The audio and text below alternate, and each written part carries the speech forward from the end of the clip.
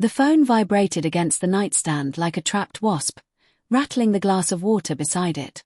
I shot upright, heart already sprinting, the room a black void except for the blue-white screen. Unknown number.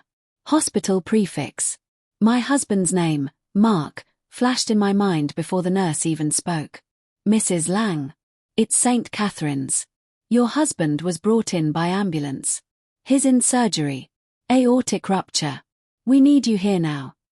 The words detonated inside my skull. Aortic rupture. Surgery. Now.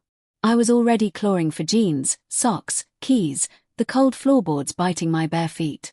Mark had kissed me goodbye at 6:45 a.m. yesterday, complaining of a weird pressure in his chest he blamed on too much coffee and deadline stress. I'd laughed, told him to hydrate, and left for the office. 12 hours later, he was being cracked open on an operating table. I dialed my manager, Priya, voice shaking so hard the words fractured. Priya, it's Elena. Mark, he's in surgery. I need to go. Emergency leave. Please. Silence. Then the clipped, familiar cadence that always made my stomach knot. Elena, the Tokyo pitch is at 9. You're the only one who can present. Work comes first. I begged. I sobbed. I promised I'd be back by noon. She repeated the line like a corporate mantra. Work comes first. Click. The drive to the hospital blurred, red lights bleeding into one another, wipers smearing rain across the windshield, my pulse a war drum. I kept seeing Mark's face from this morning. Pale, distracted, but smiling. He'd been texting someone when I walked into the kitchen. Thumbs flying, a private grin. I'd teased him about it. Secret girlfriend. He'd laughed, kissed my forehead, and said, just the guys planning poker. I'd believed him because I always did. The ICU smelled of bleach and fear. Machines hissed. A nurse with kind eyes led me to the glass wall. Mark lay intubated, chest rising and falling in mechanical rhythm, tubes snaking from his arms like translucent vines. The surgeon, Dr. Patel, emerged, mask dangling, face grave. He's stable for now. The rupture was massive. We repaired it, but the next 24 hours are critical. I pressed my palms to the glass, whispering his name until my throat roared. A vibration in my coat pocket. My phone. A text from an unknown number. I'm outside. We need to talk. L. Who the hell was L? I ignored it. Another buzz. It's about Mark. Please. Dread coiled in my gut, colder than the hospital air. I stepped into the corridor, fluorescent lights humming like insects. A woman waited by the vending machines, mid-30s, dark hair in a messy knot, eyes swollen from crying. She clutched a paper cup like a lifeline. You're Elena. Her voice cracked. I nodded, throat tight. I'm Lila. She swallowed. Mark's colleague. Colleague. The word landed wrong, heavy with subtext. I'd never heard Mark mention a Lila. Not once in 8 years. She glanced around, then pulled me into an empty family room that smelled of stale coffee and grief. Closed the door. Her hands trembled as she opened her phone, thumb hovering. I didn't know how to tell you. I thought if he pulled through, I'd just disappear. But he might not. Her voice broke. I owe you the truth. She turned the screen toward me. A photo. Mark and this woman, Lila, on a rooftop bar, city lights glittering behind them. His arm around her waist. Her head on his shoulder. Timestamp. 3 weeks ago. Another photo, them in a hotel bed, sheets tangled, her lips on his neck. My wedding ring glinted on his finger like a mockery. The room tilted. I gripped the chair to stay upright. How long? The question scraped out, barely audible. 7 months. She wouldn't meet my eyes. It started at the Denver conference. We were both drunk. It was supposed to be one night. But then, he said he was unhappy. That you were always working. That he felt invisible. Invisible. The word sliced deeper than the photos. I worked 60-hour weeks to pay for the house he wanted.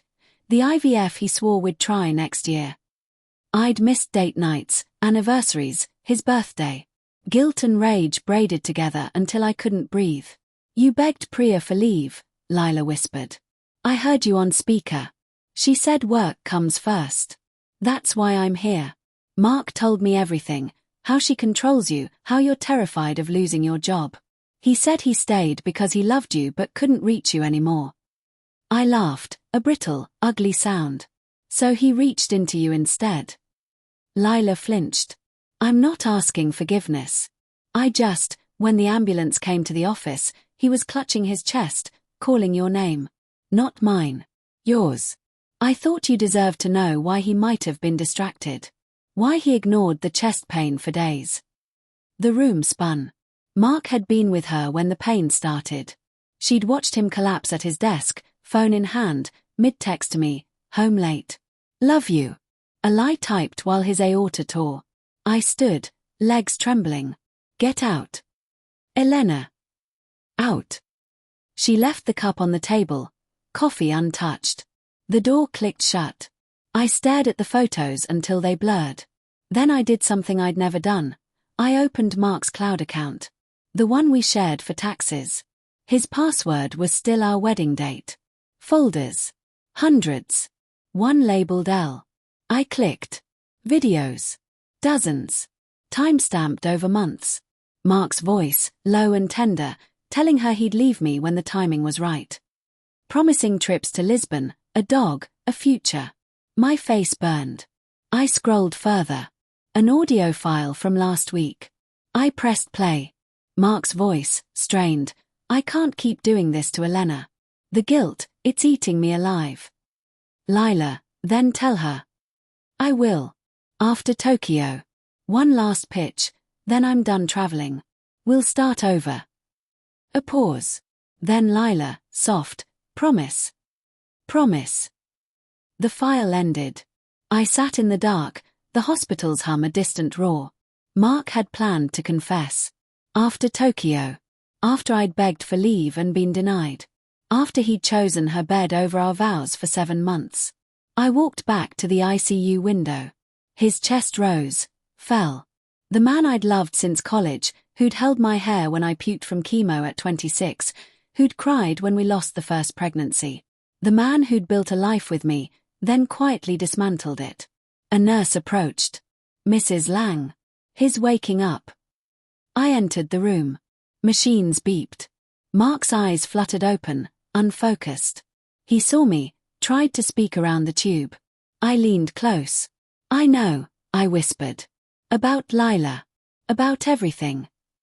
His heart monitor spiked. Panic flooded his eyes. He reached for my hand. I let him take it. I was going to tell you, he rasped after the tube came out, voice like gravel. I swear. I ended it yesterday.